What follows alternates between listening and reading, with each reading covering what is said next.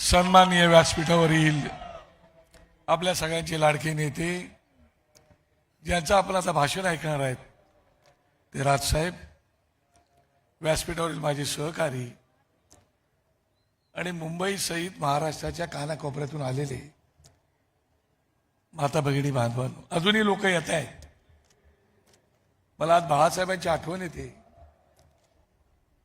हे मैदान गेले कित्येक वर्ष बाळासाहेब गाजवत होते आणि तशीच गर्दी होत होती. आणि आज 20 वर्षानंतर सुद्धा राजसाहेब, हे तुमच्या भाग्यात आहे की आज तेवढीच गर्दी या ठिकाणी आम्हाला दिसते. आणि आम्ही भाग्यवान आहोत की त्या मैदानामध्ये आम्ही बाळासाहेबांची बसून भाषणं ऐकत होतो. त्यावेळेला आम्हाला मांडी घालायला लागत होती आणि त्यावेळेला चणे सोबत घेऊन आम्ही बसलेलो असायचो. आज तुमच्या सोबत ह्याच स्टेजवर मी भाषण करतोय. खरं आता महाराष्ट्राच्या राजकारणात साहेब विचका झालेला आहे.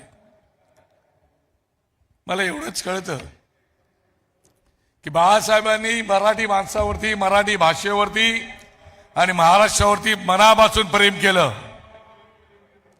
आणि त्याच्यानंतर जर कोणी प्रेम केलं असेल मराठी माणसावरती, मराठी भाषेवरती आणि महाराष्ट्रावरती, तर ते राजसाहेब तुम्ही एकमेव आहात की ज्याने प्रामाणिकपणे प्रेम केलेलं आहे.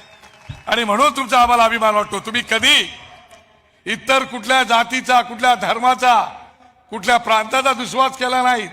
तुमचं म्हणणं आहे की महाराष्ट्र माझा आहे, या महाराष्ट्रावरती आमचा अधिकार पहिला आहे, त्याच्यानंतर तुमचा अधिकार आहे. एवढी तुमची भूमिका होती आणि ती चुकीची काहीच मला वाटत नव्हती. आणि म्हणूनच आत्ताच्या राजकारणामध्ये, राज्याच्या राजकारणात चाणक्य कोण आहेत, भीष्माचार्य कोण आहेत त्याची मला माहिती नाही. पण माझ्या दृष्टीने या महाराष्ट्राच्या राजकारणात धुरंधर एकच आहे आणि तो राज ठाकरे आहे. आणि म्हणून मला दिसतंय की साहेब, comeback is always powerful than setback. तुमचं कमबॅक होणार. यश अपयश येतं जातं. तुम्ही संयम बाळगलेला आहात आणि महाराष्ट्राची जनता सुद्धा तुमचा संयम पाहतोय. या महाराष्ट्राच्या जनतेला जे पाहिजे होतं की दोन भावंडांनी एकत्र यावी, म्हणून तुम्ही एकत्र आलात. केवळ एकत्र आला नाहीत तर ह्याच मैदानामध्ये जी त्यावेळेची सभा गाजवलीत आणि त्या सभा गाजवल्यानंतर थोड्याशा फरकाने मुंबई महानगरपालिका आपल्या ताब्यातून गेली. पण हरकत नाही. मला आठवतंय तुम्ही आपल्यासाठी काही मागितलं नाही. या स्टेजवरून लोकसभेला तुम्ही कुठली अटसट न घालता नरेंद्र मोदी साहेबांच्या सरकारला पाठिंबा दिला होता. आणि त्याला इथूनच तुम्ही भाषण केलं. त्याला एवढंच बोललात की मला तुमच्याकडून काही नको, पण माझ्या मराठी भाषेला अभिजात भाषेचा दर्जा मिळाला पाहिजे. आणि ते तुम्ही घडवलं. आणि म्हणून या महाराष्ट्राच्या जनतेचा तुमच्यावर विश्वास आहे.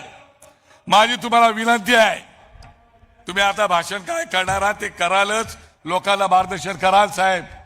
पण या महाराष्ट्रामधला तरुण बेरोजगार आहे, आर्थिक दृष्ट्या नागावलेला आहे. या बेरोजगार तरुणांसाठी काय करणार आहात त्याचं मार्गदर्शन करा. बेरोजगाराला काय देणार आहात त्यासाठी मार्गदर्शन करा. या मुंबापुरीचं बचबतपुरी झालेले साहेब. आज रस्त्याने चालायला जागा नाही, फुटपाथवरती चालू शकत नाही, ट्रॅफिकचे प्रॉब्लेम आहेत, पार्किंगचे प्रॉब्लेम आहेत. एवढे प्रॉब्लेम आहेत साहेब. लोकांच्या अपेक्षा तुमच्याकडून आहेत. आणि म्हणून तुम्हाला मनापासून गुढीपाडव्याच्या शुभेच्छा देताना मला खूप आनंद वाटतोय. आणि या महाराष्ट्राच्या कानाकोपऱ्यातून आलेल्या लोकांनाही मनापासून मी शुभेच्छा देतो. आणि साहेब, तुमचं भाषण ऐकण्यासाठी आमचं कान आतुर झालेले आहेत. केव्हा एकदा तुम्ही आम्हाला मार्गदर्शन करताय त्यासाठी तुम्हाला मनापासून शुभेच्छा देऊन मी माझं भाषण थांबवतो. जय हिंद, जय महाराष्ट्र.